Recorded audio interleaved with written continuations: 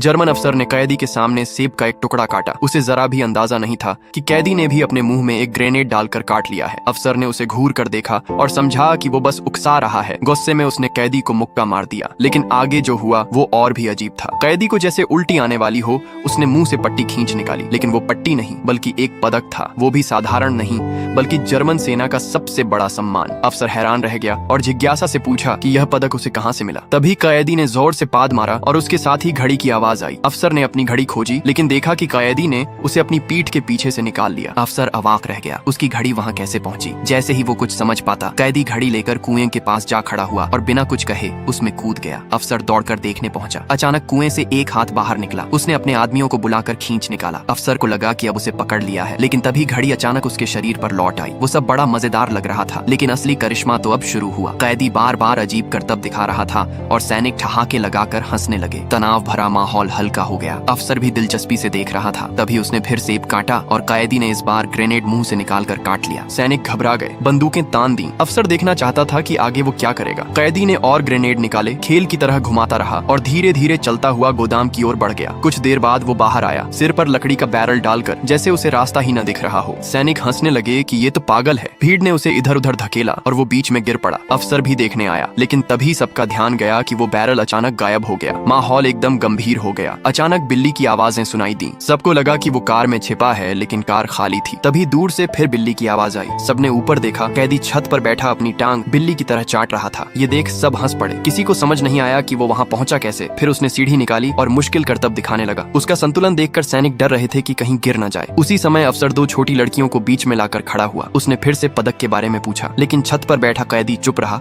और बस तिरस्कार का इशारा कर दिया। अगले ही पल कैदी छत से सीधा लेटे लेटे नीचे कूद गया। सब हैरान रह गए। उन्हें लगा कि यह भी कोई नया करतब है। अफसर पास आया, पैर से उसे ठोकर मारी। वो सचमुच मरा हुआ लग रहा था, लेकिन तभी उसने देखा जो दो लड़कियां बंधी हुई थीं, वे गायब थीं। उससे पहले कि वो कुछ समझ पाता, एक गोली उसके सिर को चीर गई। कुछ ही सेकंड में सभी सैनिक किसी अनजान दुश्मन की गोलियों से ढेर हो गए। सिर्फ एक कप्तान बचा, जो यह सब देखकर हैरान खड़ा रह गया। उसे लगा जैसे ये कोई सामूहिक अभिनय हो। जब सब खामोश हो गया, कैदी धीरे धीरे खड़ा हुआ। उसने देखा सारे दुश्मन मारे जा चुके थे, बस वही बेवकूफ कप्तान जिंदा था। कैदी ने उसकी ओर देखा और कहा, तुम यहाँ क्यों आए? ये कहकर उसने हाथ उठाया और यहीं कहानी खत्म हो गई।